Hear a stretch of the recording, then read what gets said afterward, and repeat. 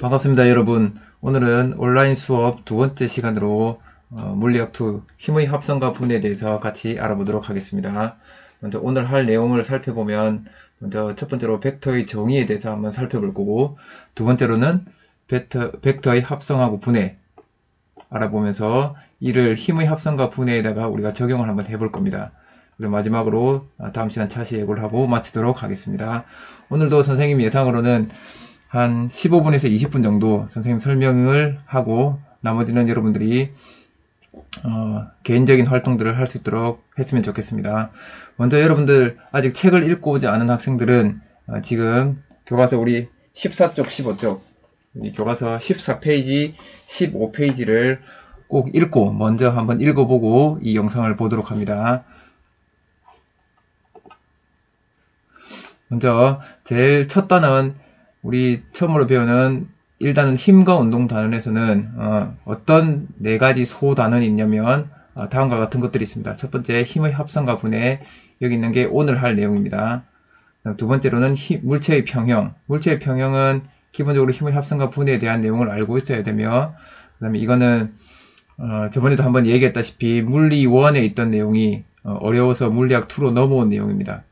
그래서 이거는 다음 시간에 할 때 다다음 시간에 하게 될 것 같습니다. 세 번째로는 평면에서의 등가속도 운동에 대해서 살펴볼 거고, 마지막으로 포물선 운동에 대해서 알아보겠습니다. 그러면 오늘 우리가 같이 공부하게 될 힘의 합성과 분해 단원, 이 단원에서 우리는 뭘 알아야 되는지를 같이 한번 살펴보도록 하겠습니다. 첫 번째 우리가 알아야 될 것은 크기와 방향을 가진 물리량이 벡터량임을 안다, 이겁니다. 그래서 벡터의 정의가 뭔지를 알아야 됩니다. 두 번째는 한 물체에 여러 힘이 작용할 때 힘의 벡터를 이용하여 알짜 힘을 구할 수 있다. 이거는 다음 시간에 하겠습니다.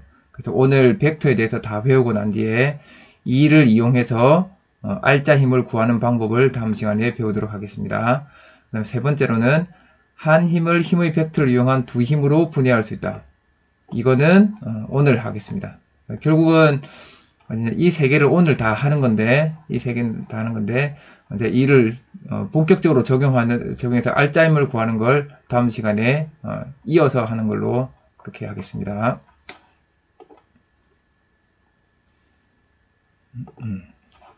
네, 그럼 먼저 첫 번째로 우리 벡터의 정의에 대해서 한번 같이 살펴봅시다.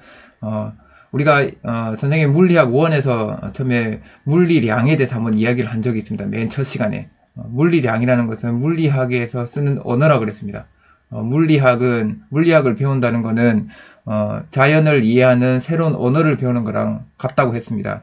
그래서 우리가 영어를 배울 때도 기본적으로 단어의 뜻을 배우고 암기하듯이 물리학을 배울 때도 물리량의 정의를 먼저 알고 물리량이 무엇을 의미하는지를 외워야 된다 그랬습니다. 근데 이 물리량을 크게 두 가지로 나눠보면 벡터량과 스칼라량으로 나뉜다고 했습니다.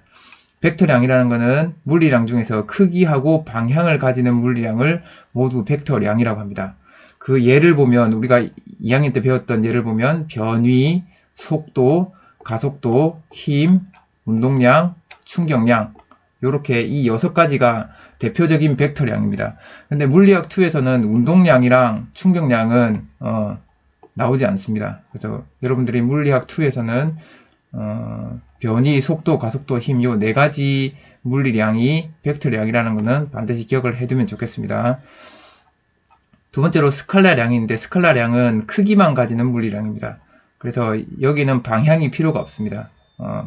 대표적인 예로는 이동거리, 속력, 질량, 일, 에너지, 이게 1단원에서 나오는 대표적인 스칼라량입니다. 그래서 우리가 이제 물리량 중에서 용어를 쓸 때 이게 벡터량인지 크기하고 방향이 다 있는 값인지 아니면 크기만 우리가 얘기해도 되는 값인지를 반드시 이 물리량의 단어를 보고 어떻게 표현해야 될지를 여러분들이 꼭 생각할 수 있어야 되겠습니다. 그러면 이 벡터량들은 어떻게 표현하는지 한번 살펴보겠습니다. 벡터량들은 이 벡터의 표현 방법대로 표현을 하게 됩니다. 벡터를 표현하는 방법은 쉽습니다. 우리가 물리학 1을 배울 때 많이 해봤습니다. 벡터는 기본적으로 화살표로 표현을 합니다. 방향하고 크기를 같이 나타내야 되기 때문에 화살표로 표현을 합니다. 그래서 이 화살표를 이렇게 길게 하나를 그리고 이 화살표의 길이, 이 화살표의 길이가 의미하는 게 벡터의 크기가 됩니다. 크기. 그다음에 이 화살표, 요 화살촉의 방향이 벡터의 방향이 되는 겁니다. 그래서 이 화살표로 나타내면, 아이고, 마우스로 써가지고. 벡터로 나타내면, 이 화살표로 나타내면 방향과 크기를 한 방에 바로 나타낼 수 있는 거죠. 이렇게 그림으로는 이렇게 나타내고, 그 다음에 이 벡터를 표현을 할 때는, 기호로 표현할 때는, 이렇게 영어로 이렇게 표현을 하고, 그 위에 작은 화살표 하나 그려서, 이게 벡터량이다. 이렇게 표현을 해줍니다. 그래서 기호 위에 작은 화살표로 벡터임을 나타내 주는 겁니다. 그러면 아까 앞서 우리가 물리학 1에서 배웠던 여러 가지 벡터량을 보면 이 S 위에, 소문자 S 위에 화살표를 그은 거는 변위를 의미하는 거고, 변위. V 위에 화살표를 그린 거는 속도. A 위에 화살표를 붙인 거는 가속도 벡터. 요 라지 F, 큰 F 위에다가 벡터를 붙인 거는, 화살표를 붙인 거는 이거는 힘 벡터. 이건 소문자 P 위에 화살표 붙인 거는 운동량 벡터. 대문자 I 위에 화살표를 붙인 거는 충격량 벡터입니다. 그래서 기본적으로 아까 이야기했지만 운동량하고 충격량은 물리학 2에서 안 나온다 그랬죠. 그럼 여러분들이 이 기호들은 뭘 의미하는지를 기억해 두면 좋겠습니다. 변위, 속도, 가속도, 힘입니다. 이게 벡터를 표현할 때는 위에다가 화살표를 이렇게 표현을 해줘야 됩니다. 그러면 보통 우리가 벡터를 표현할 때 하다 보면 방향을 표현하지 않을 때가 있거든요. 그냥 벡터의 크기만 나타내고 싶다. 그러면 화살표를 떼고 기호를 써도 되고, 아니면 화살표 쓰고 난 뒤에다가 이렇게 힘 벡터를 이렇게 표현하거든요. 이거의 크기만 보겠다 하면 절대값, 수학에서도 절대값 하면 크기만 보는 거죠. 그래서 이 절대값을 씌워놓으면 이게 이 벡터의 크기만을 나타내는 기호가 되겠습니다. 화살표를 없이 이렇게 하든지 아니면 이렇게 그냥 쓰든지, 요 둘 중에 하나로 쓰면 이건 벡터의 크기만을 나타내는 것이 되겠습니다. 그러면 금방 우리가 벡터를 표현하는 방법을 봤으니까, 그럼 이 벡터들을 한번 세면 여기 A부터 E까지의 벡터를 그려놨습니다. 그럼 이 벡터들을 한번 비교를 해보겠습니다. 이 A 벡터를 기준으로 했을 때, B 벡터를 보니까, B 벡터는 지금 A 벡터하고 지금 시작하는 지점이 다르고 끝나는 지점이 다르죠. 하지만 잘 보니까 벡터는 크기와 방향을 나타내는 값이라 그랬습니다. 그래서 보니까 이 화살표의 길이가 두 개가 같습니다. 화살표의 길이가 둘이 같습니다. 그다음에 방향도 보니까 잠시만요. 이 X축에 대해서 이 각도가 둘이 같은 것 같습니다. 이 각도가 같은 것 같습니다. 그러면 이 파란색 화살표를 빨간색으로 이동을 시키면, 이렇게 쭉 이동을 시키면 거의 완전히 일치할 것 같죠. 그러면 이 두 벡터는 같다고 표현을 합니다. 그래서 일단 다 지워볼게. 다 지우고, 그래서 A 벡터랑 B 벡터는 서로 다른 데 그려져 있지만 이 방향과 길이가 같기 때문에 이 A 벡터와 B 벡터는 같다고 표현하면 되겠습니다. 그래서 B 벡터는 어떻게 표현할 수 있냐? A 벡터랑 같다. 이렇게 식으로 나타낼 수가 있습니다. 이 벡터랑 이 벡터는 같은 벡터인 겁니다. 그럼 둘 다 그냥 A 벡터라고 불러도 되는 거죠. 그럼 C 벡터를 봅시다. C 벡터는 요 A 벡터랑 같은 걸까요? 다른 걸까요? 영찬이 같나 다르나? 요 A 벡터랑 C 벡터를 보면 다르죠. 길이는 같은데, 길이는 비슷한데, 선생님 그릴 때도 길이를 똑같이 그렸거든요. 길이는 같은데 방향이 다릅니다. 하나는 이렇게 대각선 위로 올라가고 하나는 평행하게 이렇게 갑니다. 그래서 요 두 개는 C 벡터하고 A 벡터는 같은 벡터가 아니게 되는 거죠. 그럼 이제 D 벡터를 봅시다. D 벡터하고 A 벡터는 뭐 같을까 다를까요? 얘는 다른 벡터입니다. 그러면 다르긴 다른데 뭐는 같나요? 다르긴 다른데 이 요 길이하고 요 길이는 같습니다. 같은데 방향을 보니까 얘랑은 완전히 반대 방향입니다. 그래서 요 D 벡터는 A 벡터의 반대 벡터. 그래서 이걸 어떻게 표현하냐면 D 벡터는 뭐랑 같냐? A 벡터랑 같은데, A 벡터랑 다 같은데 뭐만 다르냐? 방향만 다르다. 그래서 이 방향이 다르다는 마이너스를 붙여주게 됩니다. 그때 D 벡터는 마이너스 A 벡터와 같다라고 표현을 하게 되는 겁니다. 그럼 E 벡터는 뭐냐? 요 E 벡터는 요 기울어진 각도를 보니까 A 벡터랑 같죠?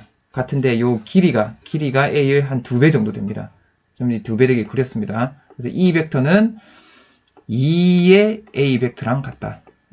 A 벡터의 2배와 같다라고 표현을 할 수 있습니다. 그래서 벡터는 이런 식으로 방향과 크기를 가지고 이 벡터랑 이 벡터를 서로 비교해서 이런 식으로 표현을 해줄 수가 있습니다. 그러면 이제 본격적으로 벡터의 합성에 대해서 한번 알아보겠습니다. 그럼 이렇게 기본적으로 벡터를 어떻게 표현하는지 알았으니까 이 벡터들을 어떻게 합하는지, 어떻게 합쳐서 하나의 벡터로 나타낼 수 있는지를 살펴보도록 하겠습니다.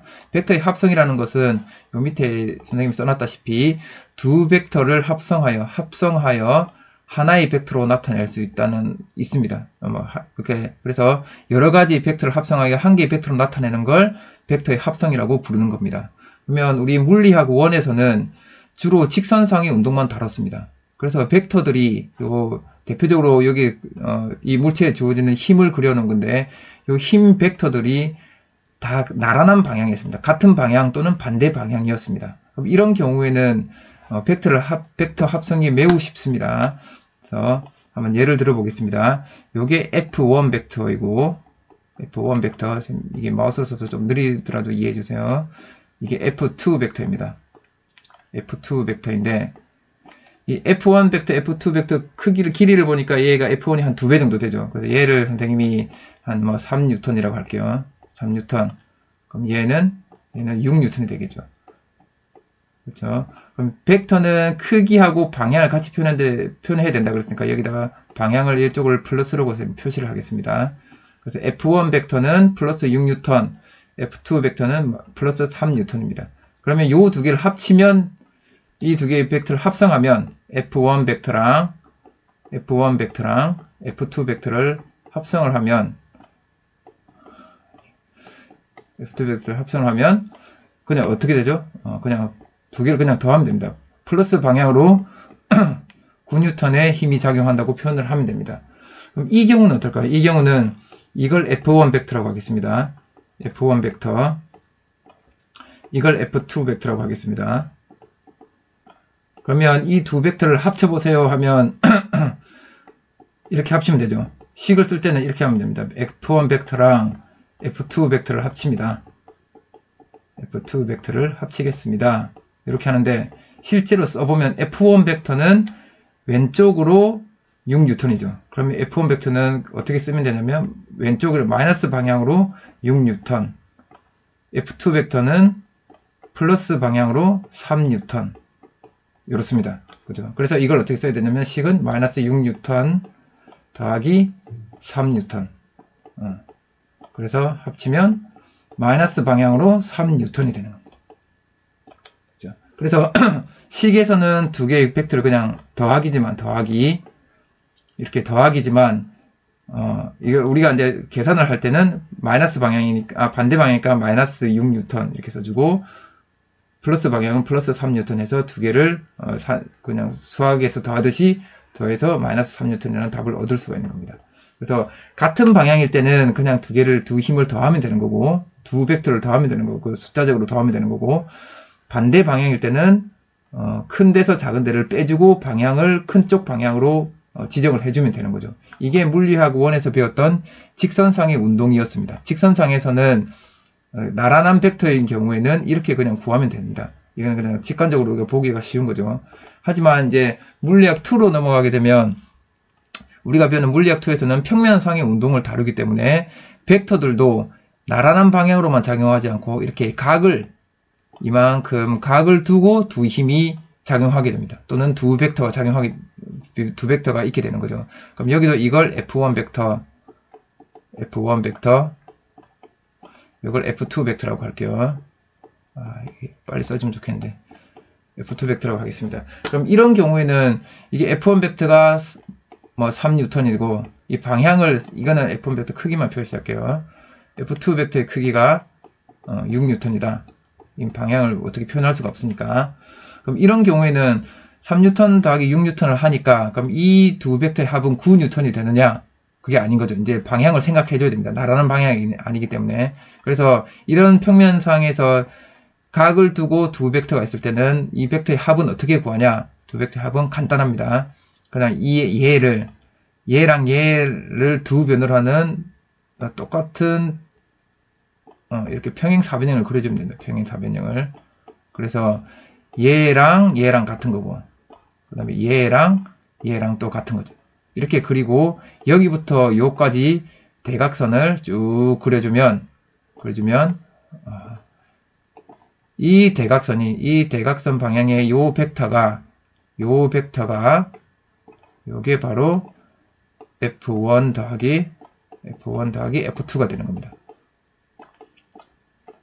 이게 마우스 때문에 참 너무 느린데 쉽죠 이렇게. 그래서 두 벡터의 합은 무조건 평행사변형 그려서 대각선 크기를 구하면 되는 겁니다. 그럼 이거 말고 또 하는 방법이 뭐냐면 여기에 있는 이 파란 벡터를 요 벡터라고 그랬으니까 쭉 가져갑니다. 이렇게. 그럼 이렇게 가져가요. 원래는 여기 있던 건데 이렇게 쭉 가져갔습니다. 그래서 이 빨간 벡터가 끝나는 지점에서 파란 벡터가 시작되게 해서 그대로 이 파란 벡터를 평행 이동해서 데리고 갑니다. 그러면 이제 여기 시작점에서 이렇게 갔다가 다시 이렇게 간 거죠. 그럼 최종적으로는 여기서 여기까지 가는 거죠. 그래서 이 두 개 합한 벡터는 요게 되는 겁니다. 그럼 이거나 이제 같은 거죠. 알겠죠? 그래서 이걸 F1 벡터, 그럼 F2 벡터 하면, 그럼 두 개 합치면 이렇게 벡터를 합치기도 합니다. 이렇게 하는 걸 평행사변형법, 이런 걸 삼각형법이라고 하는데, 자기가 보고 쉬운 걸 하나 선택을 하면 됩니다. 저는 대부분 이 평행사변형법을 많이 활용을 하고, 그 다음에 어떨 때는 삼각형법을 하는 게 쉬울 때도 있습니다. 이 화살표를 따라서 쭉쭉쭉 가면 되니까. 그럼 이 벡터가 여러 개 있을 때는 여러 개를 화살표를 이렇게 연결하면, 벡터 여러 개를 이렇게 합쳐버리면, 결국은 이 중간 과정은 볼 필요 없이 처음하고 마지막만 쫙 연결하면 이게 합성 벡터 되는 거거든요. 그럼 여러 개의 벡터가 있을 때는 이렇게 삼각형법으로 따다다다다 가면 합성하기가 훨씬 더 쉬운 경우가 생깁니다. 그럼 선생님 이 그림은 또 왜 그려놨냐? 요거는 이걸 F1 벡터하고 이걸 다 지우고 일단 지워라. 네. 이걸 F1 벡터라고 하고 이걸 F2 벡터라고 할 때 그럼 이런 경우는 이거는 좀 이걸 내가 지금 녹화되고 있으니까 그냥 한 김에 해야죠. F2 벡터 빼기 F1 벡터를 하고 싶다. F1 벡터 하고 싶다. 그러면 이거는 도대체 어떻게 구하냐? 그럼 이거는 결국 어떻게 우리 생각할 수 있냐면 F2 벡터 더하기 F2 벡터 더하기 마이너스 F1 벡터라고 생각하면 되죠. 그러면 F2 벡터에다가 이 마이너스 F1 벡터를 더하면 되는 거죠. 그럼 마이너스라는 거는 방향만 반대라 그랬으니까 이 벡터를 더한 겁니다. 얘랑 얘를 더하는 거죠. F2 빼기 F1이라는 거는 F2 더하기 마이너스 F1하고 같으니까. 그러면 요 두 개를 평행사변형을 이렇게 그려서 요 두 개를 합친 요게 F2 빼기 F1 벡터가 되는 겁니다. 이게 요게 되는 겁니다. 쉽죠? 요렇게. 그래서 평면상에서 벡터의 합성은 이런 식으로 평행사변형법과 삼각형법 이 두 가지로 한다는 걸 기억을 해주면 좋겠습니다. 그러면 이제 우리 교과서 14쪽에 있는 그림에 보면 여기 직선상의 운동하고 직선상에서 그 나란한 두 힘의 합성과 그 다음에 평면상에서 각을 가진 두 힘의 합성에 대한 그림이 나와 있습니다. 그럼 이 두 개에서 힘을 한번 합성해 보겠습니다. 벡터의 합성을 배웠으니까 벡터의 대표적인 물리량인 벡터 물리량 중에 대표적인 물리량인 힘 가지고 한번 해보겠습니다. 그럼 여기는 나라는 방향으로 이 힘과 뒤에서 미는 힘, 끄는 힘과 미는 힘이 나라는 방향에 작용하고 있으니까 여기 작용하는 두 힘을 합성하면 요렇게 같은 이 방향으로 얘와 얘를 합친 힘이만큼 작용하게 되는 거죠. 그럼 여기서는 이 힘하고 두 개가 있는데 이 두 개를 합치면 요 두 개의 값을 그대로 그냥 더하는 게 아니라 요 두 개를 평행사변형을 이렇게 쫙 잘 그려가지고 여기부터 여기까지를 대각선을 쫙 연결해서 짱 하면 요게 바로 여기부터 여기까지가 바로 요 두 배가 큰 배를 끄는 두 배의 힘의 합한 힘이 되겠습니다. 합력 알점이 되겠습니다. 14쪽에 이제 평면선의 두 힘을 합성하는 방법을 간단하게 또 그림을 그려놨습니다. 복습하는 차원으로 우리 한번 살펴봅시다. 이렇게 F1하고 F2 두 벡터가 있는데 이 두 벡터를 합쳐봐라. 이럴 때는 어떻게 하냐. 일단 두 개의 시작점을 일치시킵니다. 일치시키고 여기에 평행사변형을 이렇게 그려주는 거죠. 평행사변형을 쫙 그려주고 그 다음에 여기 있는 대각선. 요 대각선 길이가 두 힘을 합친 그 합력이라는 거죠. 두 힘을 합성을 시키면 요 두 힘을 합성시키면 이렇게 대각선을 그렸을 때 요게 합성된 힘이다. 그렇게 알고 계시면 되겠습니다. 그럼 요 힘의 크기는 어떻게 구하냐? 요 힘의 크기는 어떻게 구하겠습니까? 요 힘의 크기는 이 모는 종이 있으니까 보니까 하나, 둘, 셋, 넷, 다섯, 여섯 가로로 6개가 있고 세로로 하나, 둘, 셋, 넷 4개가 있는데 이런 직각삼각형의 빗변이죠. 그럼 이건 피타고라스 정리를 써서 구할 수 있습니다. 그렇죠? 루트에 66, 36 더하기 4, 46 그럼 얼마지? 46, 52 루트 52가 되는 거죠. 루트 52 그래서 힘의 크기는 루트 52뉴턴 이렇게 구할 수가 있는 겁니다. 그럼 이제 같이 연습해 봅시다. 교과서 15쪽을 여러분들 다 펼쳐서 교과서 15쪽에 요, 가, 나, 다 그림에서 합력을 한번 구해 보겠습니다. 선생님이 한 1분 정도 기다려 줄 테니까 1분 동안 아니 한 2분 기다려 주겠습니다. 2분 동안 여러분들 한번 해 보도록 합니다.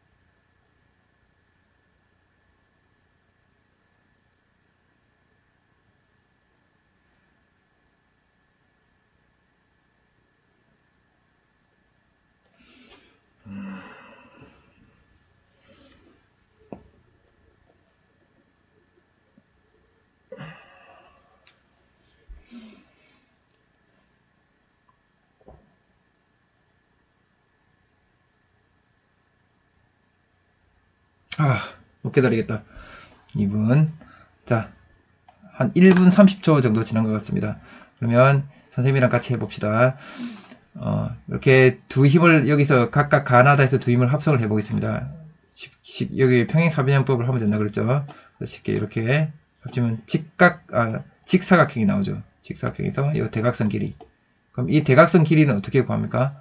3뉴턴 이게 4 이걸로 바꿀게. 4뉴턴이니까 이건 직각삼각형에서 우리 알죠? 3대 4대 5. 그럼 이거는 5뉴턴이네. 5뉴턴. 합력은 5뉴턴입니다. 5뉴턴. 자, 그럼 이거는 3 이렇게 해서 이렇게 쫙 하면 요게 힘의 합한 힘이 되는 거죠. 그럼 이거는 보니까 120도를 딱 절반으로 나눈 거니까 60도. 근데 이 길이가 다 같다. 그럼 이거는 뭡니까? 정삼각형이네. 정삼각형. 그럼 3 여기도 3뉴턴이겠네요. 3뉴턴. 그럼 여기는 한번 보니까 여기는 이건 모는 좀 세야 되겠습니다. 그죠? 그래서 여기서부터 이 빨간색은 가로로 3칸, 아래로 3칸이니까 여기서부터 가로로 3칸, 아래로 3칸, 요거 우와. 요렇게 그리고 이 파란 거는 이 파란색으로 한번 해볼까? 파란 게 되는 겁니다. 이렇게 됐죠? 그러면 요거의 합성이니까 합력은 요렇게 합력은 이게 되는 거죠. 그럼 요 길이는 세보면 되지. 하나, 둘, 셋, 넷. 이거는 4뉴턴. 그래서 이렇게 해서 합성된 힘의 크기를 구할 수 있습니다. 모는 종이 같은 경우는 모는 종이를 세어서 눈금을 세워서 하면 되는 거고 이게 4뉴턴 아니구나. 그쵸? 4뉴턴 아니네. 요거 길이가 10뉴턴이니까 1, 아, 맞구나. 1, 3, 루트 10. 이거 4N 맞습니다. 4N. 눈금 한 개가 1N인 것 같습니다. 그죠? 이게 루트 10N이니까 이게 1N, 3N 되면 1, 이건 1 더하기 3, 3은 9니까 그럼 10N 됩니다. 그죠? 루트 10N. 그래서 이거는 가로로 4칸이니까 4N. 합력이 4N이 되겠습니다. 이제 벡터의 합성을 배웠으니까 벡터의 분해에 대해서 한번 알아보도록 하겠습니다. 벡터의 분해는 우리가 앞서서 두 벡터를 합성해서 하나의 벡터로 나타낼 수 있었으니까 당연히 이 하나의 벡터도 두 개의 벡터로 분해할 수 있지 않을까 이런 생각을 할 수 있겠죠. 그래서 이 벡터 한 개는 어떤 두 벡터가 합쳐져서 이 벡터가 됐다고 생각할 수 있습니다. 그러면 얘를 만든 두 벡터는 우리가 어떻게 생각할 수 있냐면 이게 대각선이 되는 평행사변형을 그리면 되죠. 평행사변을 그려보면 이안 삐뚤어져서 요렇게 평행사변이 돼도 되고 요렇게 돼도 되고 또 다른 색깔로 해볼까? 요렇게 돼도 되고 그렇습니다. 그럼 엄청나게 많이 나오죠. 이렇게 해도 되고 어쨌든 이게 대각선이 되는 평행사변형이면 뭐든지 다 이건 어떻게 되지? 이렇게 되면 요렇게 해서 요렇게 되면 또 대각선이 되는 거죠. 그래서 엄청나게 많은 평행사변형을 만들 수 있고 엄청나게 많은 두 힘의 합이 요게 될 수가 있는데 그럼 이렇게 나눌 수가 있는 겁니다. 그럼 요 중에서 우리는 이제 주로 어떤 걸 하냐? 잠깐만 이걸 이제 싹 지우고 어떤 거 하냐면 이렇게 많은 평행사변형 중에서 우리는 생각하기 쉬운 두 힘을 선택하면 되는 거죠. 그래서 어떻게 하냐면 요거에 대해서 수직한 두 힘을 그립니다. 수직한 두 힘으로 이거 아니구나. 수직한 두 힘으로 나눠버립니다. 그죠?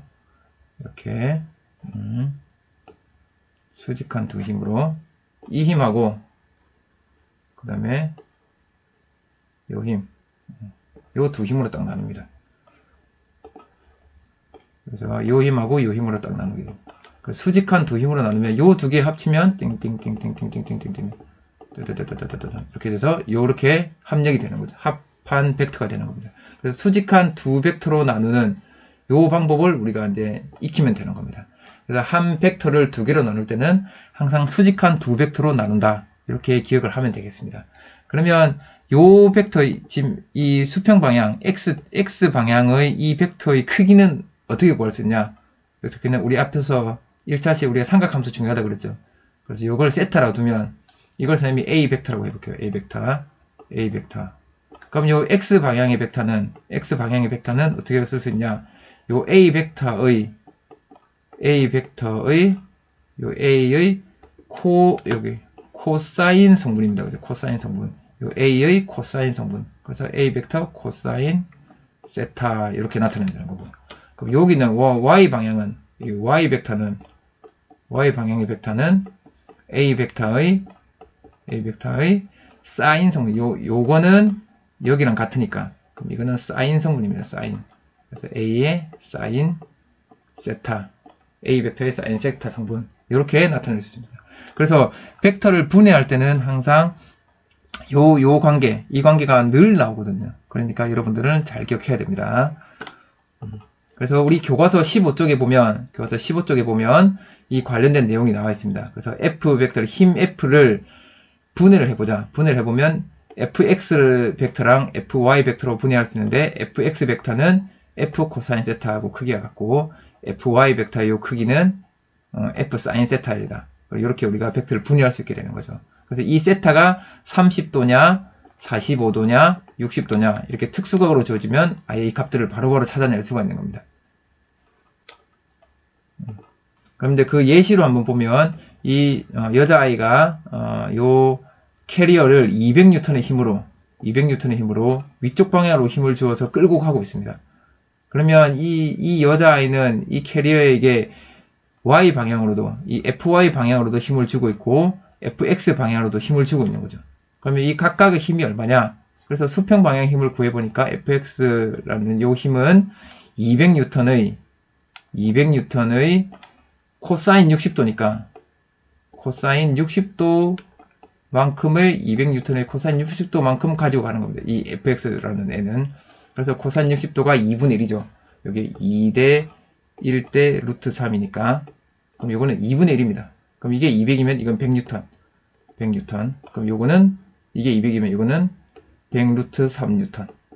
그래서 fy는 200 곱하기 사인 60도 해서 100 루트 3N이 되는 겁니다. 그러면 이 여자 아이가 주는 200N 중에 100N만 앞으로 가게 만드는 힘이고 나머지 그 100 루트 3N은 얘를 단지 그냥 들어주는 힘인 거죠. 그럼 200N 중에 대부분 한 절반 이상의 힘이 이쪽 위로 드는 데만 써버린 겁니다. 그러면 얘가 엉뚱한 데 일을 한 거죠. 엉뚱한 데 힘을 주게 되는 거죠. 그러면 얘가 자기가 준 힘이 대부분 다 앞으로 가는데 쓰려면 어떻게 하면 되겠습니까? 네, 이 각도를 줄이면 됩니다. 각도를. 그래서 이쪽 방향으로 200N을 주면 200N 힘을 주면 요 코사인 성분이 늘어나니까 그러니까 요 힘 중에 코사인 성분이 더 많아지니까 앞으로 가는데 더 많은 힘을 줄 수가 있는 겁니다. 이렇게 해서 이 힘의 분해하는 걸 보면 우리가 각도를 어떻게 줄 때 어떻게 더 효율적으로 일을 할 수 있다 이런 것도 찾아낼 수가 있습니다. 그러면 오늘 배웠던 두 벡터의 합성과 벡터의 분해에 대한 핵심 개념 확인을 해보도록 하겠습니다. 교과서 15페이지 아래쪽에 문제가 있습니다. 한 물체에 2N과 3N의 두 힘이 90도를 이룰 때 합력은 얼마이냐? 이거는 어떻게 하면 되겠습니까? 한번 그리면 되죠. 2N하고 3N 있다. 2N 있고 3N 있다. 근데 90도를 이루고 있다. 그러면 합력은 땡땡땡땡땡땡 이거 평행사변형 그리면 요거 대각선이죠. 대각선. 그렇죠? 그러면 이 대각선의 길이는 루트에 피타고라스 정리를 쓰면 2는 4 더하기 3, 3은 9. 그래서 루트 13N 이렇게 합력을 구할 수 있습니다. 그죠? 합력의 이제 크기만 구하는 거죠. 합력이니까 합력의 크기는 13N이고 방향은 이건 뭐 방향은 나중에 뭐 이야기하면 되겠죠. 그 다음에 4N의 힘을 직각 방향의 두 성분으로 분해하려고 한다. 우리는 보통 다 직각 방향의 두 성분을 분해한다 그랬죠. 그래서 한 성분 힘이 3N이다. 다른 성분 힘은 얼마냐? 그럼 이렇게 4N이 있는데 한 해가 직각으로 두 개 하는데 한 해가 3N이란다. 3N. 그럼 나머지 한 해는 도대체 얼마냐? 이렇게 구하면 되는 거지. 그럼 이거는 그러면 요걸 x라고 두면 요거 제곱은 이거 제곱 더하기 이거 제곱과 같죠. 그래서 4의 제곱은 3의 제곱 더하기 x의 제곱과 같습니다. 그래서 16은 9 빼기 x제곱. 그래서 x는 얼마겠습니까? 하면 16에서 9를 빼면 7. 그래서 루트 7. 이거는 루트 7N. 됐죠? 그래서 이렇게 해서 이 힘이 얼마인지를 구해낼 수 있습니다. 그래서 이렇게 힘의 합성과 분해를 여러분들 배웠으니까 이건 다시 한번 잘 모르는 사람은 이 과정을 다시 한번 복습해 주기 바랍니다. 정리하겠습니다. 벡터라는 거는 크기와 방향이 있는 값을 의미하고 벡터를 합성할 때는 그냥 단순한 숫자의 합이 아니라 방향까지 고려해야 된다고 했습니다. 그래서 평면상의 두 벡터의 합은 평행사변형을 그려서 대각선의 길이가 두 벡터의 합과 같다고 이야기했습니다. 벡터의 분해는 주로 우리가 수직인 두 벡터로 분해한다고 했습니다. 그래서 f 벡터가 있으면 fx 벡터랑 fy 벡터로 두 개로 나누고 이 fx 벡터와 fy 벡터의 크기는 이 각 세타를 이용해서 fx는 f 코사인 세타, fy는 f 사인 세타 이렇게 나눌 수 있다고 했습니다. 다음 시간에는 우리 4월 13일 월요일 2교시에 다음 시간이 있습니다. 다음 시간에 우리는 벡터의 합성을 이용해서 이제는 알짜힘을 구하는 방법을 배워보겠습니다. 그래서 빗면에서 알짜힘, 그다음에 이 두 힘, 매달린 물체에 작용하는 알짜힘, 뭐 이런 것들을 한번 살펴보도록 하겠습니다. 그래서 다음 시간을 하려면 오늘 배운 내용을 꼭 복습할 수 있도록 합니다. 출결은 오늘 제시하는 과제를 다음날 오전 9시까지 제출했는지 여부로 판단을 합니다. 그래서 개인의 사정이 있는 친구들은 리로스쿨 글쓰기를 꼭 눌러가지고 글쓰기에다가 본인의 사정을 알리고 최대한 빨리 제출해주면 선생님이 참고하도록 하겠습니다. 오늘도 고생 많았습니다. 감사합니다.